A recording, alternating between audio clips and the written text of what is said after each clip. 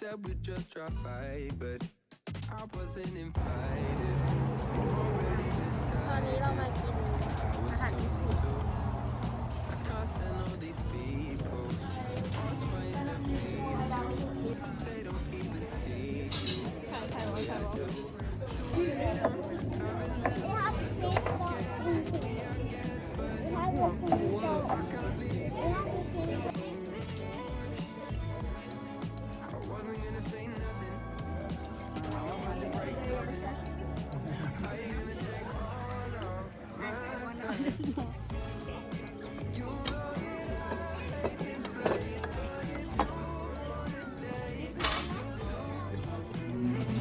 สวัสดีค่ะ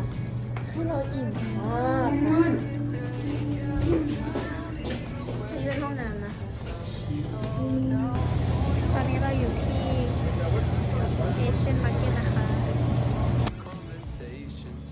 and all of these blank faces.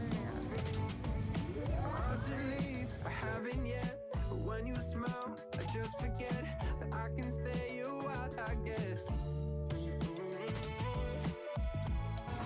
I wasn't gonna say nothing. ไฮชิว I'm about to break something. How you gonna take on all สวัสดีค่ะตอนนี้นะคะเราอยู่กันที่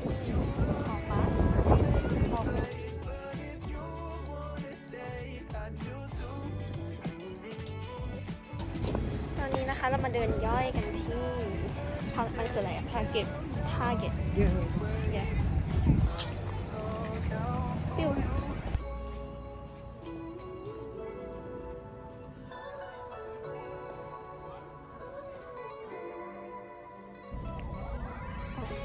ตอนนี้เราอยู่กันที่โซนน้ำยาทาลิปทุกคนเรากำลังเลือกที่ย้อมสีผมทุกคนน่ารักมากนั่นคือบานบอม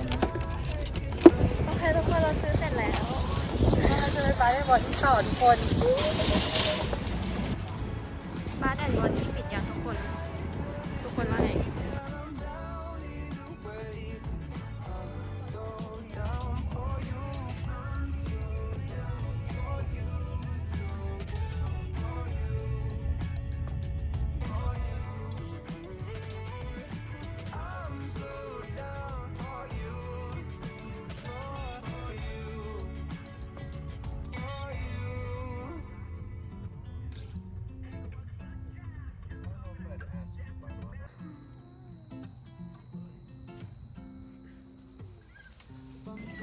Mine, it's a little bit dark in here. But ถึงบ้านแล้วนะคะทุกคน Where's the light? Can you turn on the light? when it's dark, it's hard for me to see when it's dark.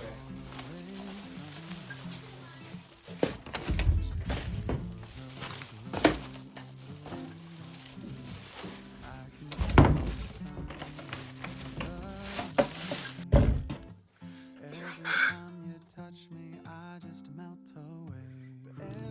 ทุกคนคือเราเพิ่งตื่นเลยแล้วแบบก็เมื่อคืนนอนตี 3แล้วแบบตอนนี้8 โมงเช้าก็ตื่นมาทำไมก่อน คือตอนนี้แบบใต้ตาไม่ไหวแล้วอะแบบตื่นแล้วก็เดี๋ยวก็จะไปย้อมผมแล้วก็ย้อมเสร็จก็จะไปทาเล็บจบบายนี่คือสีผมปัจจุบัน You're the only one I see. And come on, baby, it's you. You're the one that gives me your all. You're the one I can always call when I need to make everything stop. Finally, you put my love on top. Oh, come on, baby, you put my love on top, top, top, top, top. You put my love on top. And baby, baby, I can hear the wind whipping past my face as we dance the night. สีที่เราจะใช้นะคะก็คือสี Natural Dark Blonde ค่ะทุกคนก็น่าจะออกมาเป็นแบบสีสุดท้ายนะคะ As I kiss you again and again and again and again. But everybody asks me why I'm smiling.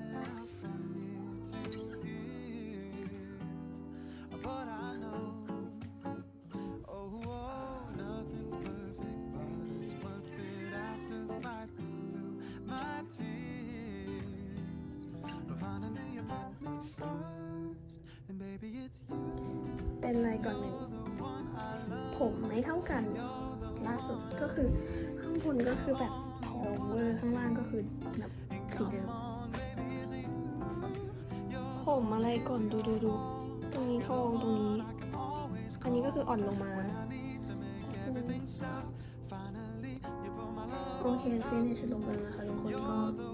เดี๋ยวต่อไปนะคะเราจะทาเล็บกันก็นี่เรากำลังเลือกสีอยู่นั่นแหละก็โอเคทุกคนก็เราจะมาทาเล็บกันแล้วเราจะทาน่าจะทาสีนี้โอเคก็ทาเลยแล้วกันกินแรงก่อนนั้นเลย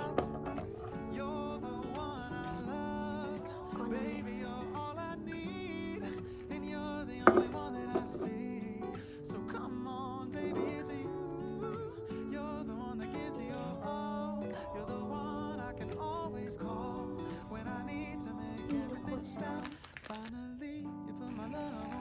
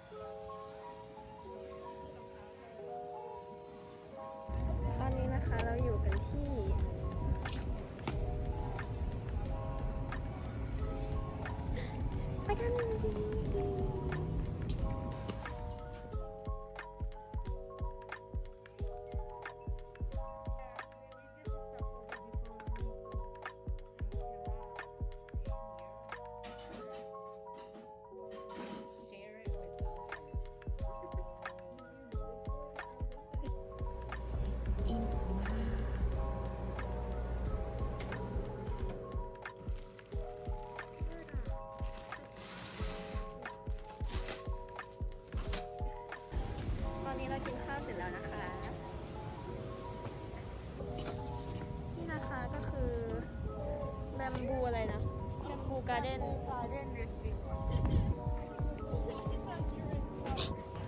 เราอยู่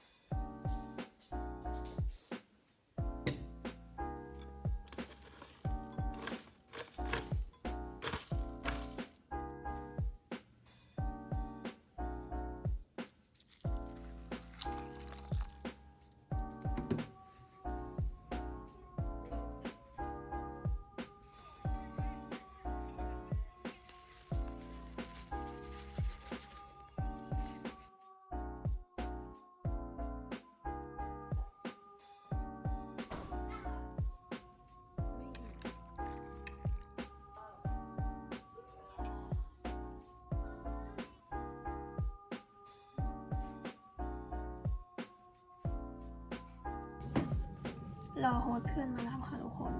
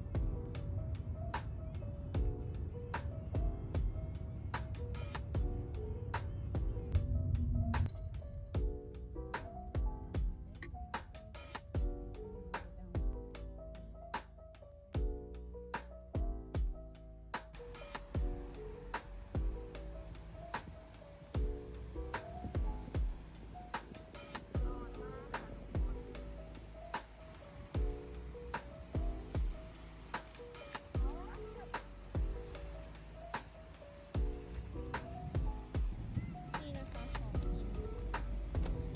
นี่องุ่นอุ้ยมีสตรอเบอรี่ด้วยอ่ะองุ่นนี่นะคะนี่ค่ะ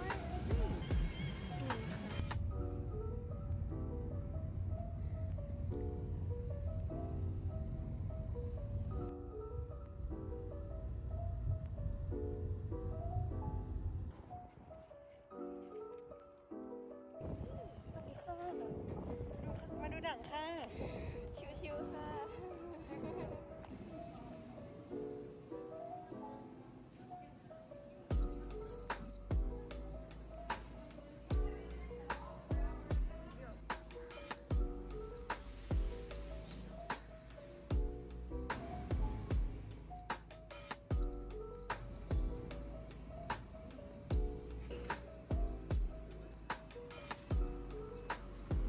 Just get someplace safe.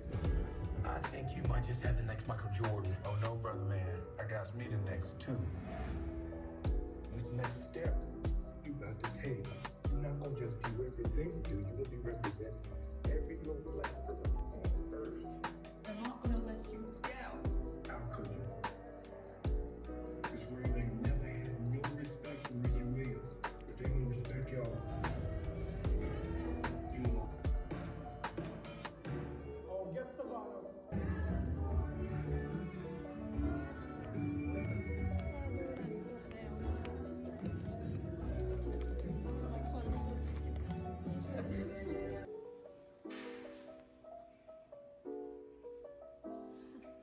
เราดูหนังเสร็จแล้วนะทุกคน